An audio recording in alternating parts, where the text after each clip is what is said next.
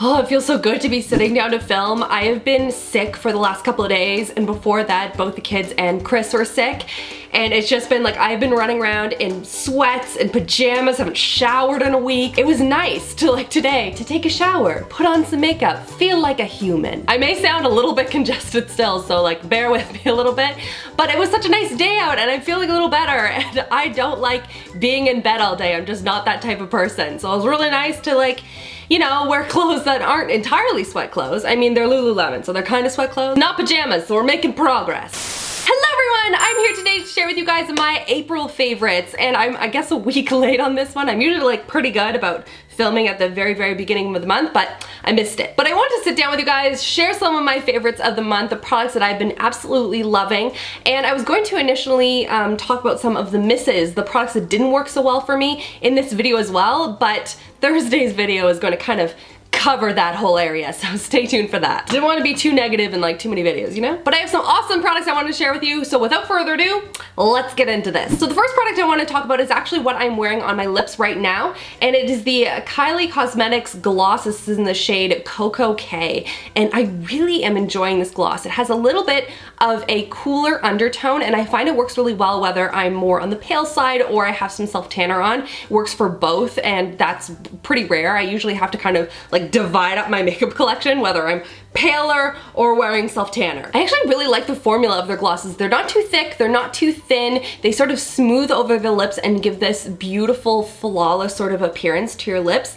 They don't have a weird texture. They're not super long lasting in any way, shape, or form, but the colors are beautiful. They apply really nicely. I don't love the brush applicator that they have. It's not my favorite, but it's not bad in any sense. I would just prefer a sponge tip applicator. I don't know, that would work much better for me, but the color is beautiful. The product itself is really nice, and I've been enjoying this a lot this month. Next is another lip color I wanted to share with you guys, and this is by ColourPop, and it is their satin lip in the shade Magic Wand.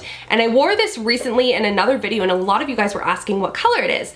And it's a little bit different than the Cocoa K in that it's more of a warm tone, but it's still it's just this beautiful shade on the lips. It's not super matte. I don't know if you guys have tried out their satin lips before, but they're not glossy, they're not matte. They have this nice in-between formula. Very creamy, super full coverage, and very feather light on the lips. This is just one of those shades that's a little bit more in the warm tone, but not too much in that it doesn't look right on my skin. I find anything that's super orange based just looks a little out of place on me personally. I just prefer cooler tones. So this is a nice way of dipping my toe a little bit into the warmer toned colors, but it still looks really beautiful on my skin tone. So I don't know, I've been really enjoying this, and I think it is a beautiful formula and a gorgeous color. Next up is a product that you probably have all seen coming based on my most recent videos, and it is the Tarte Shape Tape. Because this product is an Ulta exclusive, I couldn't get it at Sephora, and I was kind of worried with shipping and duties and customs and everything. Shipping it to Canada would just be a huge pain in the neck,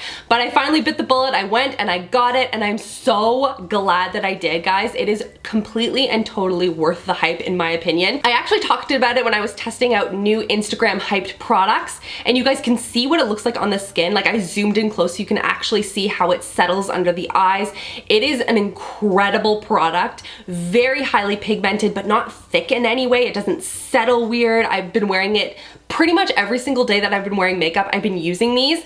The shades that I prefer are fair neutral and light neutral, so I kind of mix these two depending on how much self-tanner I have on, but these are the most flattering shades on me, but they have a huge range of colors, and so if you are able to get your hands on these, I highly recommend it. Just by far one of my absolute favorite concealers so far. Love these. Next up is an eyeshadow primer I've actually been using a lot of lately. It's a drugstore one. It's by Essence. It's the I Love Color Intensifying Eyeshadow Base. You can see it has some pigment to it there, but it blends out and it sort of smooths over everything, gets rid of any spider veins or discoloration you might have on your lids or any redness, and it just gives you a nice blank canvas to work with. It intensifies all of the colors that you're applying to your eyes and just makes everything just work that much better, you know?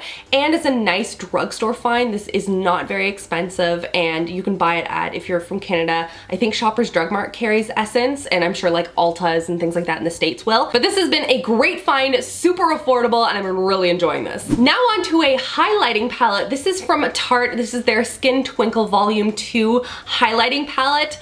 Oh my goodness, guys, I'm obsessed with this product. This will give you the most over-the-top, crazy amount of glow. It is intensely buildable. It smells amazing, kind of like this vanilla-y kind of a scent to it. It smells almost like cupcakes, I don't know. It's like baking. It's making me really hungry actually. Now I want cupcakes. Thanks a lot, Tarte. But it comes in these 4 beautiful shades right here. I kind of been using mostly these for highlights. I use this a little bit more on sort of like my nose or on the Cupid's bow or something like that because it's a little bit less intense. And then this one I've been using on my lids, and just overall I'm getting a lot of wear from all of these colors, which is great. The only thing I will say about this is it can be, because it's very creamy, it's very soft powder, so you have to be very light when you're applying it with a brush. Don't like dig your brush into it because powder is gonna fly off everywhere. It's not dusty, it's just a very soft powder. So that's my only watch out for this product, but overall, definitely love this product. I'm so glad I bought it, and yeah, in love with it. Next up is a product that's actually in my Top Box Beauty Box collaboration that I talked about last week, and it is the Burt's Bees lip crayon. This is their glossy lip crayon. This one is in the shade Outback Oasis, which is just a really pretty, very light, neutral pink. But like, look how pretty that is. The color is gorgeous, especially when I'm on the paler side. I don't know, I just keep gravitating towards this particular shade.